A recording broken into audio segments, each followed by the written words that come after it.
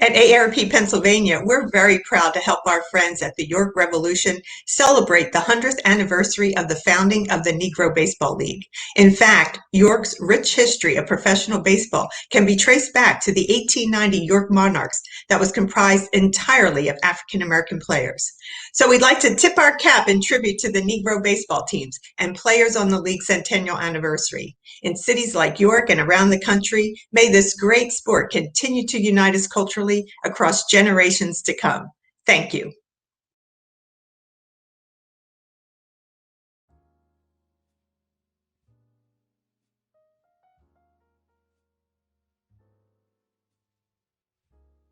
Well, during most York Revolution seasons, we've got Negro League night at People's Bank Park. It's always a hit, always informative, historical.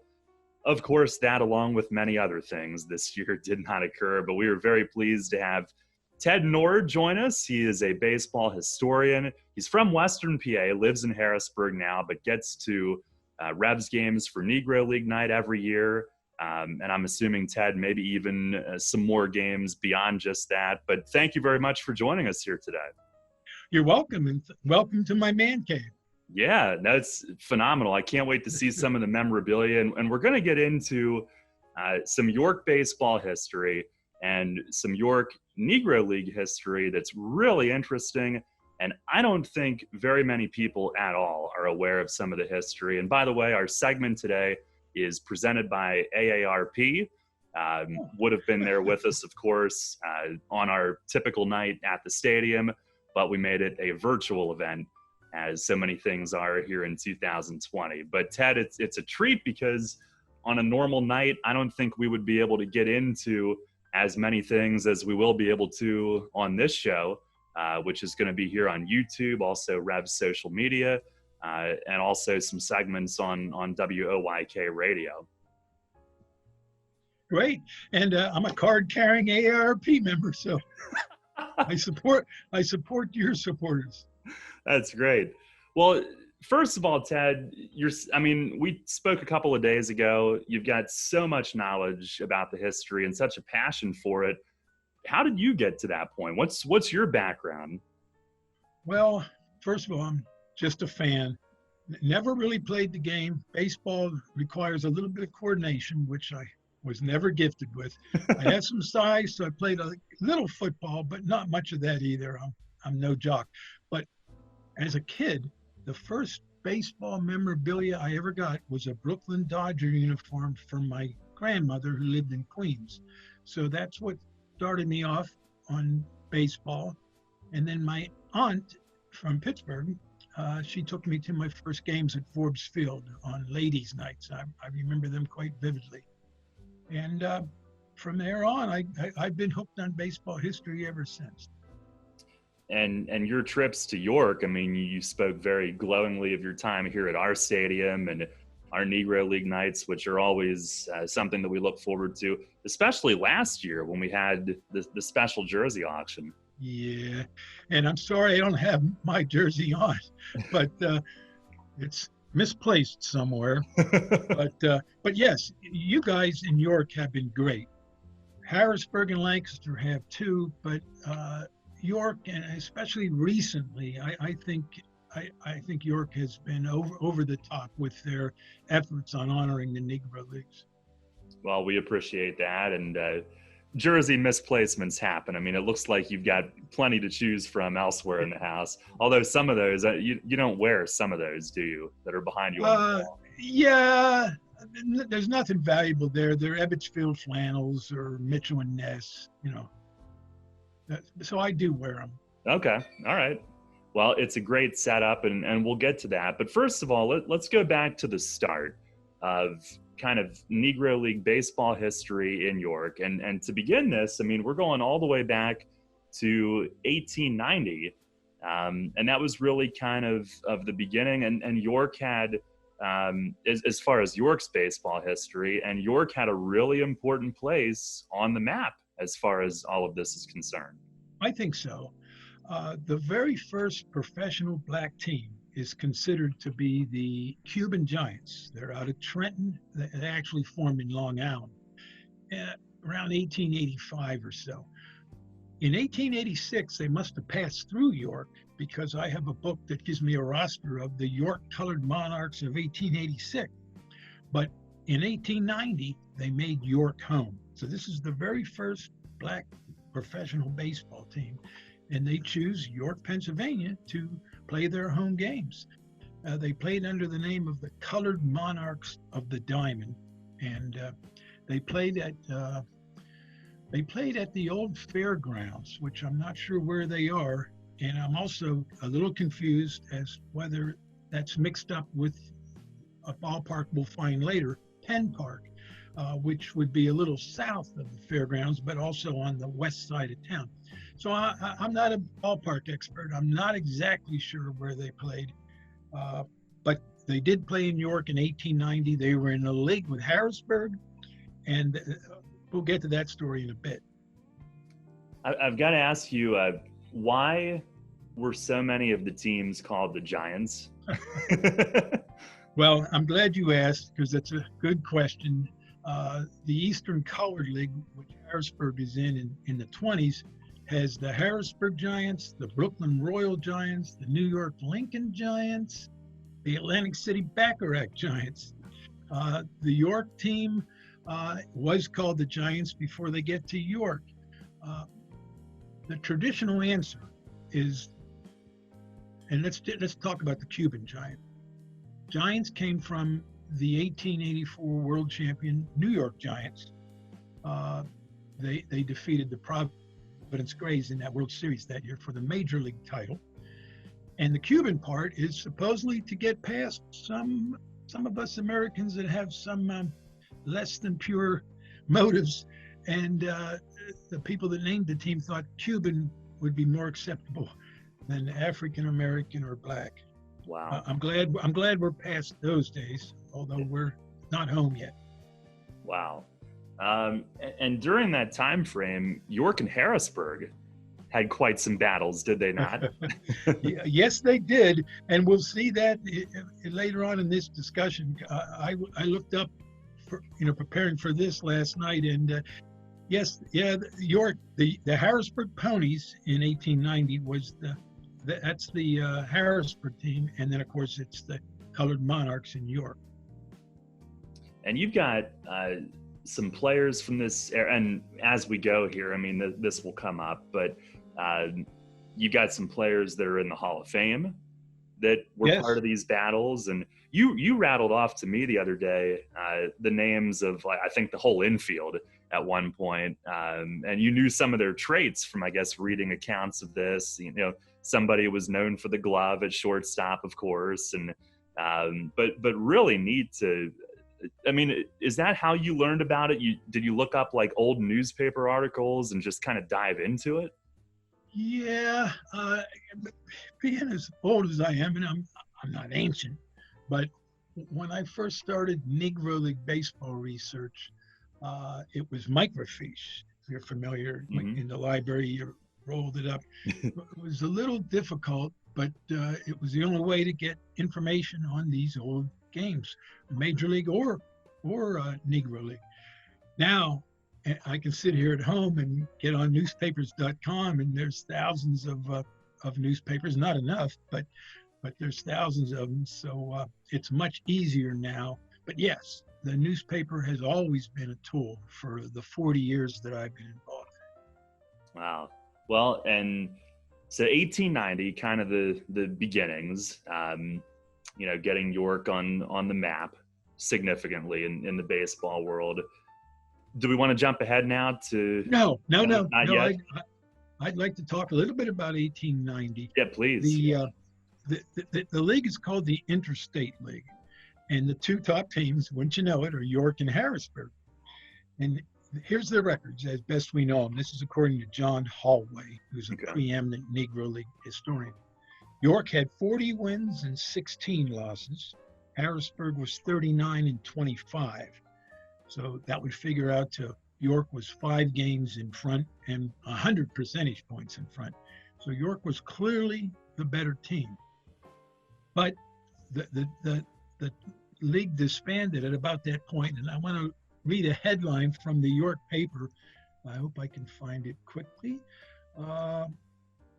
Okay, this was the day after the league was terminated. The headline said, "Harrisburg quits because they can't win." And that's a quote. But just to show how great that rivalry must have been, 2,000 people had a procession. I'm not sure if it was down George or Market, but after this procession, and the York team rode in a not a covered wagon, but an open wagon to a great celebration at Center Square, which I assume is the same square that was today. The restaurant that they celebrated in was a place called Welch's. Now, this is 1890. I'm sure it's not. I'm sure it's not. But it was a very significant event, both the team being there and, of course, defeating Harrisburg. And just to mention the Hall of Famers that took part, Harrisburg had a player named Frank Grant, who's in the Hall. He was put in 2006. And York's, not their best player, but their Hall of Famer was a guy named Saul White, who is one of the immortals in the Negro Leagues because he was more than just a player. He was a historian. He wrote a book in 1907 about the history of colored baseball. And he's actually in the Hall more as the historian than the player, but his playing statistics are pretty good. He was second in the league in batting to his teammate George Williams that year. And Harrisburg's probably their second best player was a guy named Clarence Williams, who was a very popular player in York. He played for York on several occasions, and he's going to revisit York in 13 years, which is our next topic. But I do have a description of the uniforms that I'd like to read because the Revolution used this description in designing the uniforms that were auctioned off last year. The uniforms were a light gray, a shaker gray, I don't know what that means, flannel with a black belt, trimmings, and stockings. York in 4-inch black lettering was across the top, and then there was a pleated cap with a newly designed black button on the top. And the paper said they were very knobby. I guess that's a compliment. I guess. Get our thesaurus out for that one, but Yep. it kind of reminds me, Ted, of the way York and Lancaster are rivals now. A little bit. I mean, Yes. And Lancaster, they weren't in this league, but as you'll see later when a player that we're going to talk about plays for York, all three are in the same league in the 50s. right. Okay. It's so on to 1903. Yeah. One more parting shot at 1890. The following year, both cities lost their team. Harrisburg dissolved for a bit, and York's Negro League. Harrisburg's team was mixed. It was actually a white team. The York team integrated the league. It was a black team. But in 1891, the two teams didn't combine, but the best players from those two teams do combine, and they play a lot of games out of Harrisburg, but they're called the New York Gorhams, and they include both White and Grant, Clarence Williams, and George Stovey, who is still today the winningest pitcher in the history of the International League. He won 40 games in a season in the International League. So the 1891 Gorhams are probably the best black or Negro League team of the 19th century, and they were direct descendants of the Harrisburg and the York teams of 1890. Now we can jump ahead. Wow. Well, wouldn't it be cool to have a time machine and just see that? See what it would have been like? Yes. I often say, and I think I'll say it now, the last victims of the segregation of baseball are us. Because we know about Christy Mathewson. We didn't see him pitch, but he's part of our legend and lore, Cy Young, certainly Babe Ruth. But these great players of the Negro Leagues and before, we really don't know. We're just learning. And that's why maybe my appearance today is going to stimulate some young child in York to study hard, become a historian, and answer more questions. But we do lose out on half of baseball history before 1947 is largely unknown to us. Yeah, that's incredible when you think of that. But yeah, 1903 is another significant part of our timeline here. And in particular for one performance in particular, if you will. Yep. Yes. In July of 1903, the Cuban X-Giants, and we have to talk a little bit about that, as the Cuban Giants faded into a team that was in York in 1890, they split into two. One they called the Cuban Giants, and one they called the Cuban X-Giants, in order to keep, so people would know who was playing. Well, the Cuban X-Giants are still around in 1903. They last maybe another 4 years or so, and they're one of the better black teams in the country. But they are coming to York to play a team called the Penn Park Athletic Club. And this series, it's actually a weekend series, it takes place at Penn Park, which today is right across from York High. Penn Park didn't do so well in this series. They got shut out in 4 games. And I do want to talk a little bit about the first game before we get to the more memorable second game. And this is ironic, and it shows you how fans are. Rube Foster, the Hall of Fame pitcher, the founder of the Negro Leagues in 1920, he tosses the first shutout. He pitches for the Cuban X-Giants on July 16th. So the Cuban X-Giants shut out Penn Park behind Rube Foster. 300 people attended at Penn Park. The next day, 300 people again attend, and the pitcher for the Cuban X-Giants is a guy named Danny McClellan, who is a very good left-handed pitcher, not a Hall of Famer, and really not among the elite to be considered for the Hall, although as a coach and manager and instructor, he is very highly thought of. But this day he was perfect, and I use that word accurately. He throws the first perfect game in Negro League history. And let me get you a headline from the paper for this game, because it one of the best things about researching pre-1950 is the newspapers could write. Listen to this headline. This is following a perfect game pitched by the Cuban X-Giants against the York Penn Parks. Oh me, oh my, alack, we didn't get a smack. That was the headline in the York Dispatch. But the game is a perfect game, and on the team, I mentioned Rube Foster. The catcher is Clarence Williams from Harrisburg, who is just one of probably the most popular player in York among black players. He did the catching. The second baseman is interesting. His name's Grant, but it's not Frank Grant. This is Charlie Grant. And that name may strike a bell because it is part of baseball lore. John McGraw, right around this time, looked at Charlie Grant being light-skinned and thought, if I could pass him off as an Indian, I could have myself a new second baseman. And he called him Chief Tokahoma. And of course, failed miserably in his attempts at subterfuge. But Charlie Grant was one of the earliest African-American players to be strongly considered for Major League Baseball by no less an authority than John McGraw. Wow. Now, I did want to mention the Sunday game because this sort of shows what it's all about. You had 300 attending on the 16th, 300 on the 17th. I think Sunday was the 19th. 1,500 people turn out. Now they're here to see Penn Park finally score a run and break the jinx.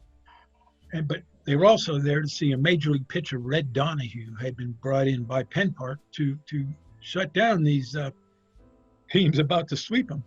And I think the score here was 2-0. The pitcher for the Cuban X-Giants was a guy named Wilson. I wanted to, look into this.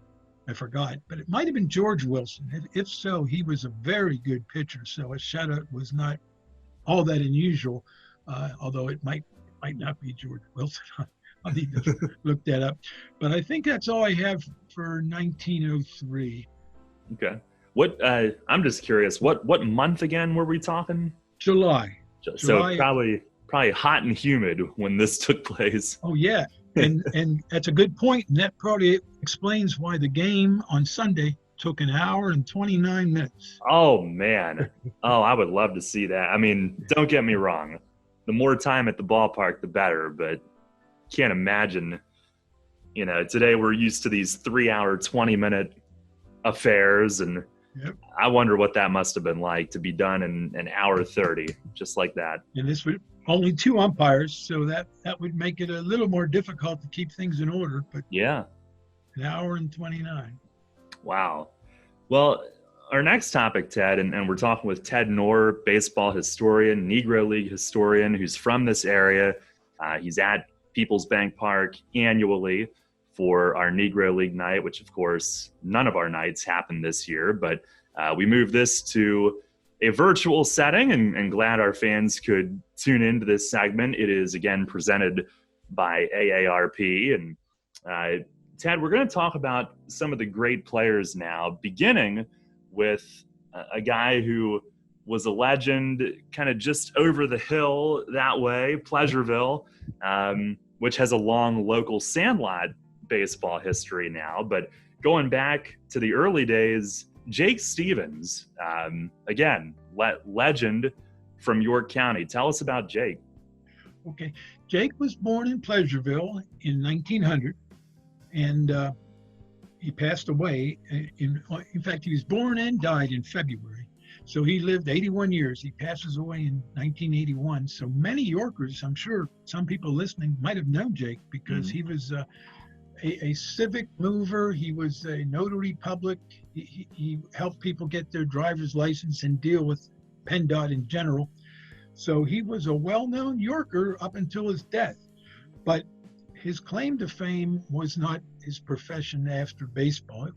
He was the best defensive shortstop probably in Negro League history, which speaks a lot. His bat didn't speak as loud as his glove. However, he is on the first World Championship Negro League team from the East, Hilldale. They had lost in 1924 in the first Negro League World Series, but in the second year they win. So he's their shortstop. He moves from there to the Pittsburgh Crawfords, generally considered the greatest of all the Negro League teams, at least in terms of a single season or short tenure. From there, he goes to Homestead Grays, which might be the greatest of all the Negro League teams for the long tenure. The only rivals they would have in that discussion would be the Chicago American Giants or the Kansas City Monarchs. And then he moves on to the Philadelphia Stars briefly, but he's on the best team they ever had, 1933. Back in Pittsburgh with the Crawfords in 35.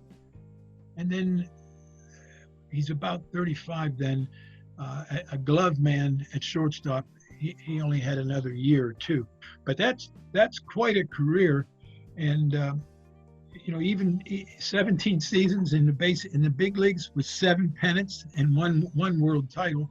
So and recognized as the best glove in the Negro Leagues. His roommate for many of those years on the Grays and the Crawfords, this is an interesting story, was a guy named Judd Wilson. And Judd is a Hall of Famer and a big burly guy. And him and Jake were great friends, but great friends sometimes have their arguments. Legend has it, one time Jake got on Judd's back about something. Judd Wilson takes Jake Stevens. Now, Jake Stevens was a 150-pounder, so although this is still nothing to be, I guess we are laughing at it, but he actually suspended him 17 floors above the ground, shaking him until Jake apologized or begged for mercy, and then he brought him back in the room. But That was one of Jake's friends. I see what his enemies did to him. Man. Now, I did look up a little bit about Jake because I was thinking about some Hall of Fames he's in. So I looked into it.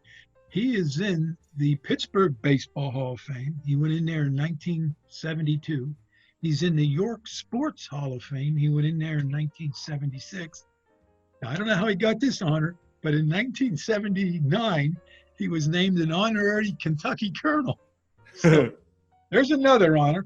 And the last honor I have for him, he threw the first ball out at an Oriole game on August 16th, 1979, on Jake Stevens' night at the Orioles. And of course, he dies in 81, and he's buried in Mount Zion Cemetery. And I want to say 3 years ago, I was with a group of fellas, including my friend Ike Wolins from Philadelphia, who thought enough of Jake, really not knowing much about him except his grave wasn't marked. I pretty much raised, and I know he put in more than he would admit, but he raised about $1,500 to put a real nice baseball marker on Jake Stevens' grave out at Mount Zion. So if anybody has the time, it's just north of 30.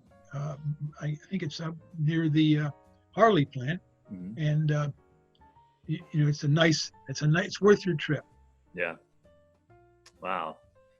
Yeah. So from Jake Stevens, Ted, we go to a guy who came in as a visiting player, and now he is well known for his legendary bombs, but apparently some of those were hit right here in York, and that's Josh Gibson.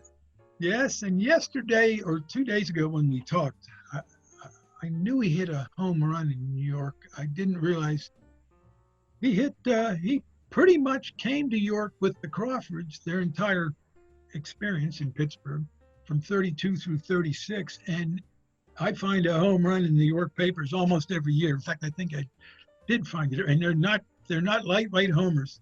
One time someone hits a longer one during the game, but Josh hits one measured at 500 feet that Cool Papa Bell said was the longest he ever saw.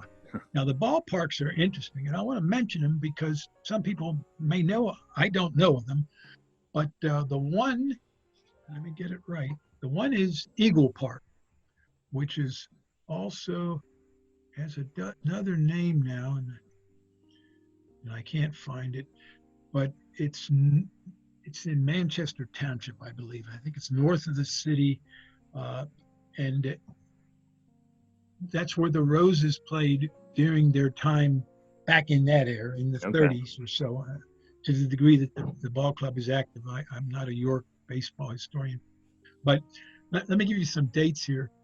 October of 32, this is at Eagle Park. Oh, this is really interesting.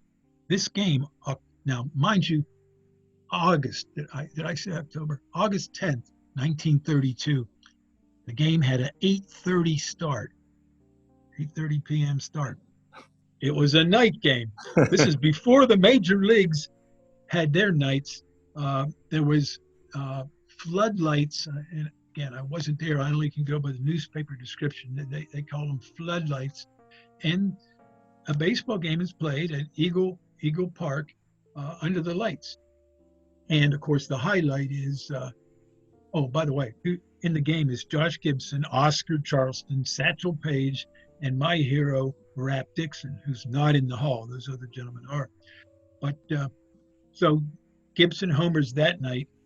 A few days later, on August 13th, there's a doubleheader, and the Crawfords, this is also at Eagle Park, take a doubleheader from the Philadelphia Stars, which I had mentioned before. In fact, this is 32. Okay, Stevens would have been playing for Pittsburgh. The very next year he is playing. Jake Stevens is playing for the Philadelphia Stars. But this will give you an idea of the draw for the Negro Leagues. I meant to look this up to compare it with major league crowds in 32. I really have no idea. But 4,528 fans showed up for that doubleheader. So that was the largest crowd at Eagle Park up until that time. And Gibson hits a big center field home run in that game. I have to brag a bit about my hero. Rap Dixon had 4 hits in the opener, an assist, and he also scored 3 runs in the doubleheader, which was more than any other player. That's a good day. That's a good day. Yeah, that's a good day. 1933, and I'm getting this from Pennsylvania Heritage Magazine. There's an article by John Hallway. This is probably in the 90s, but I'm going to read this from the article. In York, Gibson slammed, this would be in 1933, 2 home runs as angry fans booed. Oh, I see why. This is an exhibition against Dizzy Dean. Oh. And this is Dean at his best, because 34, they win the world title. But as Dean trots by the Crawfords dugout, mops his brow and mutters, "Satch, if you and Josh played with me and Paul on the Cardinals, we'd win the pennant by July 4th and go fishing the rest of the year." Now that's quoted by Hallway in Pennsylvania Heritage Magazine. Like a lot of Negro League stuff, I can't stand behind all this lore and legend, but it is wonderful stuff. And if you watch baseball in the 60s, you heard Dizzy Dean, and that's exactly the way he talked. Another homer I have in May of 35, and this Crawford team is considered the best Negro League team of all time, rivaled probably only by the 1931 Homestead Grays. Gibson's on both of those teams. But he hits a homer on May 22nd in 35. And in 1936, he hits a 500-foot homer that I referred to earlier that Culpepper Bell said was the longest he ever saw hit. And all these happened in New York. So the cooking must have been pretty good in New York for Josh, because he did like to eat and he liked to hit those long balls. Wow. Oh, here's the other park I'd mentioned. In 37, I guess I'm only done with the Crawfords. I'm still quoting Gibson homers. August 6, 1937, at Martin Perry Field, Parry. I think that's on the campus of West York High School.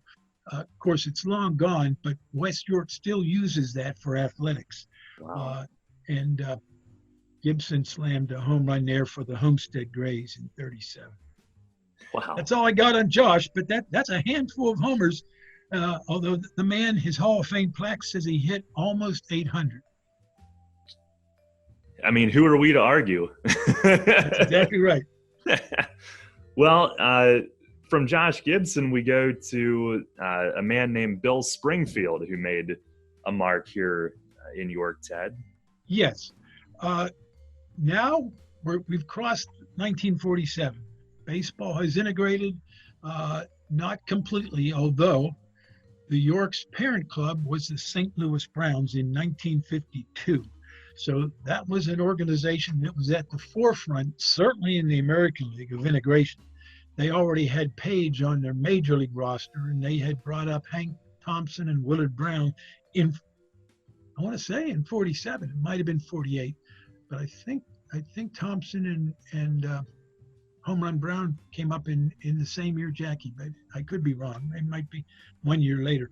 But the point is, the St. Louis Browns were an integrated and enthusiastically so franchise in New York.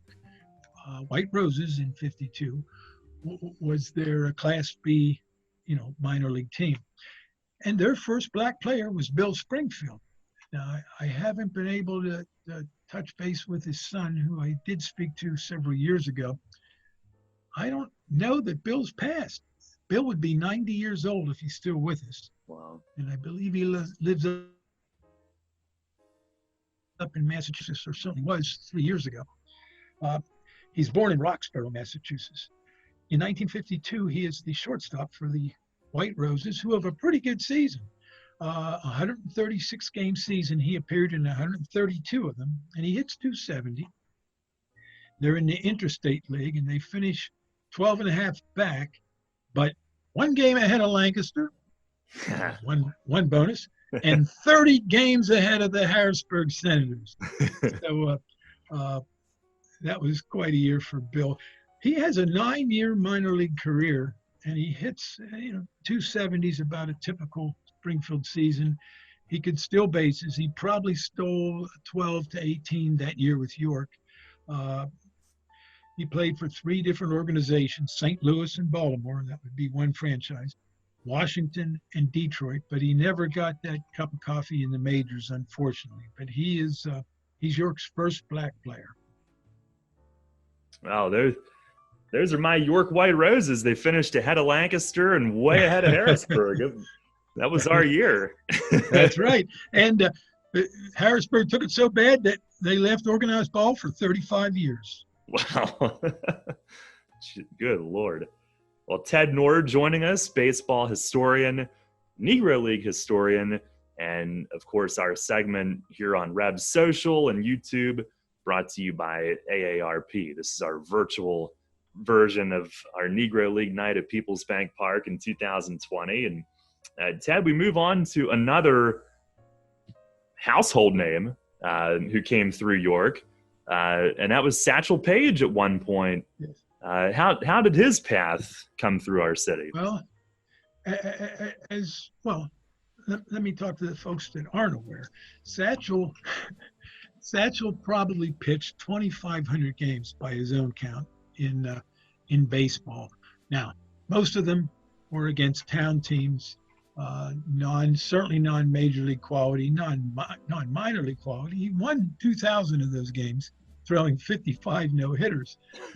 And when baseball integrated in 47, a lot of observers, they knew how great he was. They knew he still had it to a degree. He was 41 years old, but he wasn't at the top of the list only because of his age.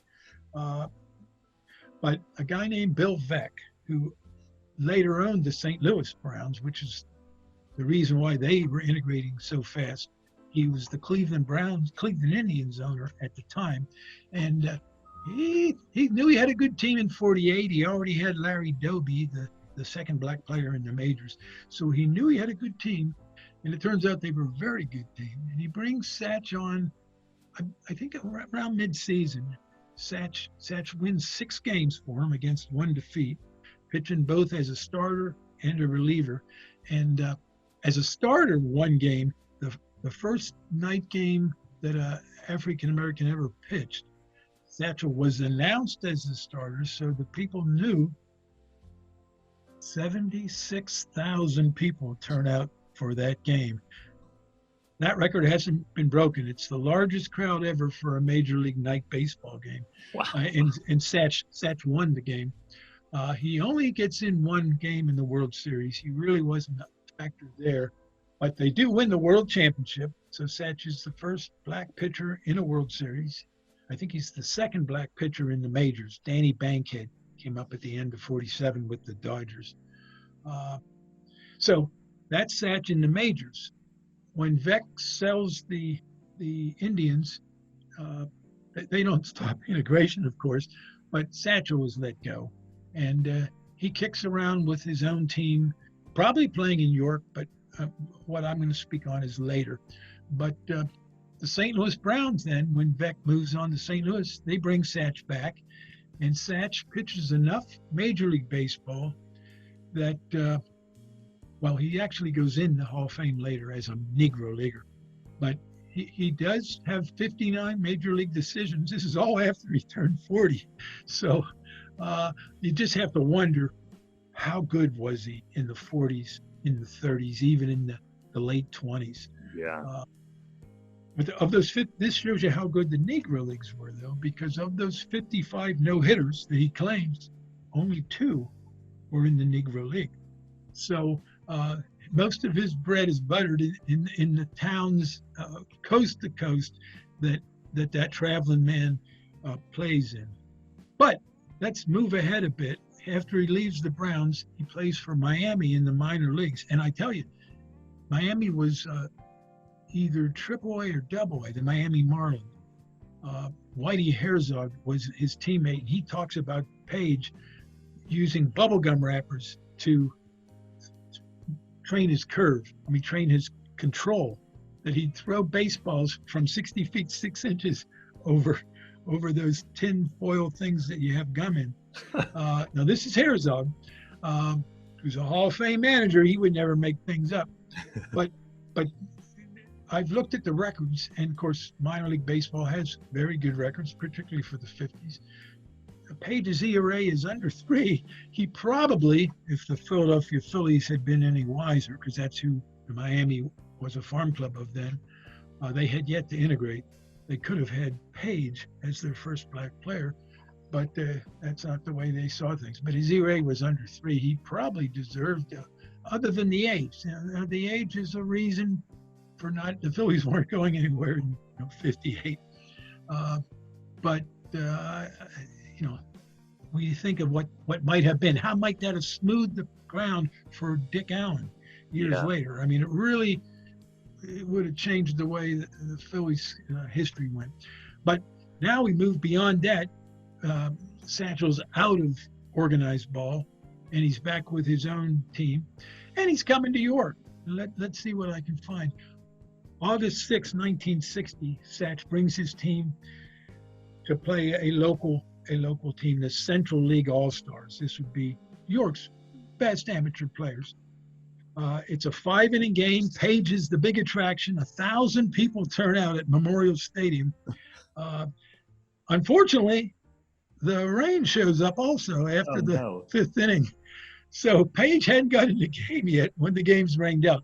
1-1 tie, and the York Amateurs fared pretty well. They held the Kansas City Monarchs, that's who the team that Satch was playing for, to only 4 hits. But again, the Kansas City Monarchs in 1960 are not the same team as the world champion Monarchs of 42.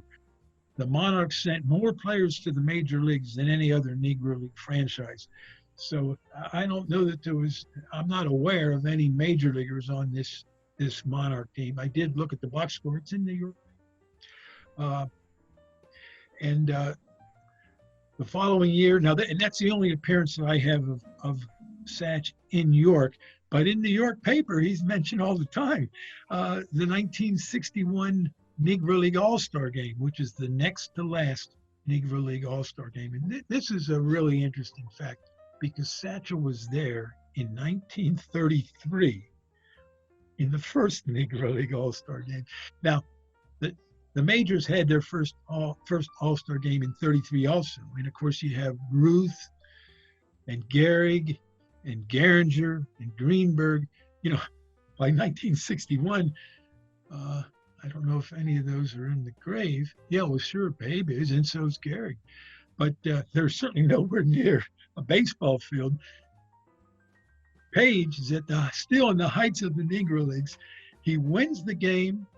This game's in Yankee Stadium. 7,000 people attended, so that's down from 40,000 that they would draw in Comiskey Park in the 30s and 40s. The Negro League All-Star game outdrew the Major League All-Star game on probably 3 or 4, maybe 5 occasions in the 40s. So this was like a swan song, but still, the winner of the last Negro League All-Star game is Satchel Paige. 1965. Oh, okay. Now, also reported in New York papers, but this is nationwide news. Charlie Finley of the Athletics brings Page back to pitch one more game. Again, this is to boost the crowd. He's 59 years old, at least.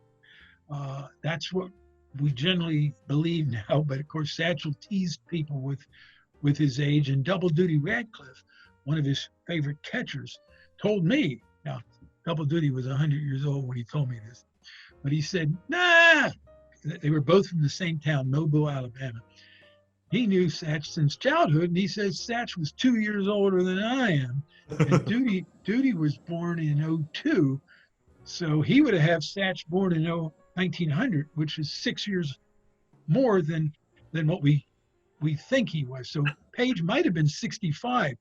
Pitches for the Kansas City Athletics in Municipal Stadium, Kansas City. 3 innings, shuts out the Boston Red Sox on 1 hit. That 1 hit was by Carl Yastrzemski, a future Hall of Famer. In fact, the American League hasn't seen a white outfielder debut since Carl Yastrzemski.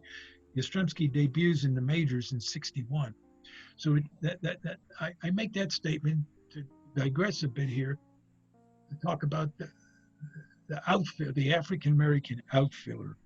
There's 18 of them in the Hall since the integration of the game, beginning with Larry Doby. But there's only 6 white major league outfielders in that period. So 3-to-1 ratio there. And what I'm doing here is arguing for more Negro League outfielders in the Hall. Hope that's okay, Daryl. But there's only 7 Negro League outfielders in the Hall of Fame right now. There are 41 white outfielders in the Hall from the segregated era. Clearly, we need more Negro League outfielders in the Hall if the Hall is to fulfill its educational mission. After all, it is a 501c3 educational institution. For it to teach baseball in the first half of the 20th century, it needs to have more Negro League. And to that end, I don't know if you caught this, Daryl, but there was an article in The Athletic, I think, if I'm not mistaken, by a guy named Ben Lindbergh, who did interview me. Major League Baseball is now considering designating the Negro Leagues as a major league. And I think that would be great. And it would be a step in the right direction, and which ultimately could result in more Negro League Hall of Famers. Wow. And that's my public announcement. And I have nothing more to say unless you wanted to see something else. Well, I was going to ask you, I think you told me the other day about how Double Duty got his name. Yes. And now let me see if I can remember the writer, Damon Runyon. Double Duty pitched a doubleheader in, well, he didn't pitch a doubleheader. He plays a doubleheader. This probably was for the Pittsburgh Crawford, and it's in New York City at Yankee Stadium. The first game he pitched, and Duty was a, fairly good pitcher. No, he wouldn't make the Hall of Fame on his pitching skills alone, but he throws a complete game victory. And then he puts on the tools of ignorance and catches the second game. And Runyon, a New York crime author, among other things, was so impressed, he said, I'm going to call that guy Double Duty. And that name stuck. And Double Duty lived until 2004 or so. So that was one moniker that probably made some money for Duty, because his name's Ted. And, you would think someone with such a great name as Ted wouldn't want a nickname, but Double Duty loved his name and probably made some buck with it. Probably a good time to remind folks we're talking with Ted Knorr here on tonight's virtual Negro League celebration. It is presented by AARP, and Ted is as great of a historian of that era as there is. And Ted, as far as topics and great players that have come through York, we'll wrap it up with a mention from a team that on our radio broadcast, in fact, we've done a fair bit of mentioning over the years, because it was the last professional team in York until the Revs in 2007, and that was the 1969 York Pirates. And any Bucco fan like yourself might remember Gene Clines, who came through York that season.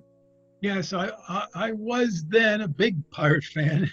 I'm a bit of a Fairweather fan, and Fairweather Pirate fans, we've been asleep for a couple of years now.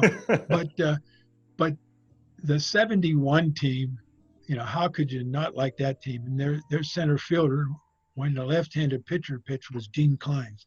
And I'm not from York, but it's my understanding that Gene was among the most popular players on that last York team, and he certainly, he did well for the Pirates. In 71, oh, by the way, I attended 4 games in that 7-game World Series. Every game I attended, the Pirates won. Awesome. Well, they need to get you back. I think so. Yeah.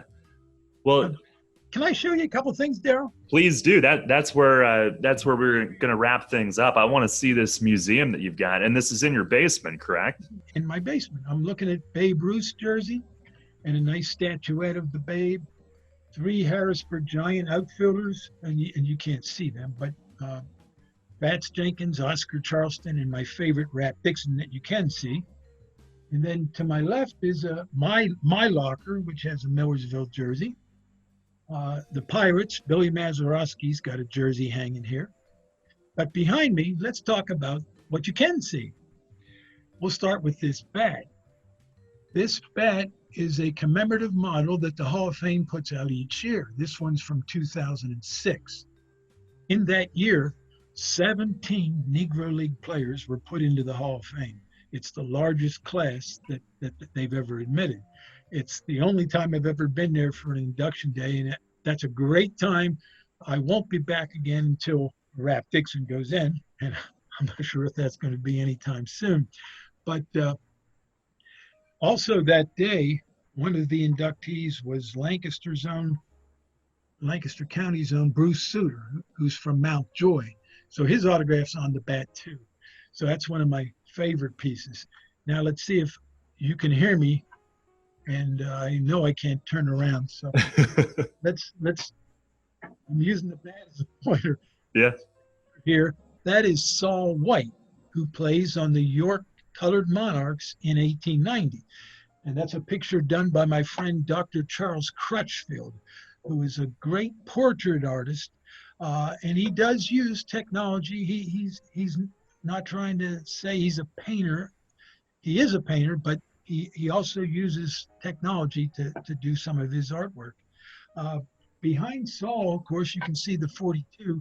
That is I think it's a Mitchell and Ness Jackie Robinson jersey. And then I have a picture of Jackie in front of that shows Jackie cleaning out his locker in 1957 at the end of the season. That was right after the announcement of his trade to the New York Giants. And that would be like, as Darryl was talking about, that'd be like the York team trading someone to Lancaster. These were bitter rivals, and any worthwhile Rev would retire rather than go play for those guys. Jackie took the same tact. He did not play he ended his career as a Brooklyn Dodger. The next uniform, right back there, that's a Kansas City Monarch uniform, and it's autographed by Buck O'Neill. Buck lived to the age of about 94, was a great player. He himself admits not quite Hall of Fame, but when you're not quite Hall of Fame, and you're also a great manager, winning pennants in the Negro Leagues, coaching for the Chicago Cubs in 1962, I believe, the first black to coach in Major League Baseball. And then his remarkable work with Ken Burns on the documentary in 1994. And ever after, Buck was the spokesperson for the Negro Leagues. He should have been put into the Hall in 2006 when he was alive and able to accept such designation. But it didn't happen. We can correct that now, but now I'm kind of a stickler. And that's one more jersey. Sure. This is Rap Dixon, who's my favorite player. He's an outfielder, so he's one of those guys that only 15% of the Major League quality outfielders in the Hall during the segregated era are Negro Leaguers, whereas 75% of the outfielders during the integrated era would have had to been Negro Leaguers. Wow. So Rap is one of those outfielders. I think he's probably one of the three best that certainly deserves the Hall of Fame. Wow. Well, Ted, that's phenomenal. If I were you, I would get that TV fixed so that I can spend as much time down there as possible.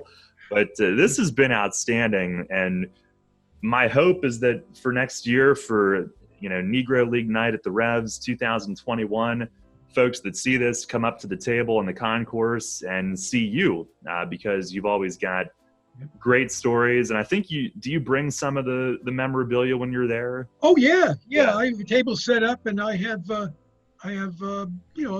cafeteria style table full of memorabilia. And every once in a while, I think a couple years ago, we had a guy named Luke Atkinson who played with the Satchel Paige All-Stars. Often Ray Banks comes up. If you think my collection's something, you need to see Ray Banks's collection. He's been to York, I think, at least twice on Negro League nights. So it's a nice affair. Yeah. Well, next year when you're here, stop in. We'll have you on radio with me. But this is, we're looking for positive things in 2020. And I think, by doing it this way, we were able to go way more in depth than we could have ordinarily. So, Ted, we really appreciate the time and can't wait to have you back at the ballpark next season. But again, thank you. This has been a great history lesson for anybody that loves baseball history. And I know a lot of our fans do. So again, thank you. Thanks for stopping by. Great to meet you virtually. That is Ted Nord joining us for our virtual Negro League Night celebration with the Revs in 2020, again presented by AARP, and we thank you for watching.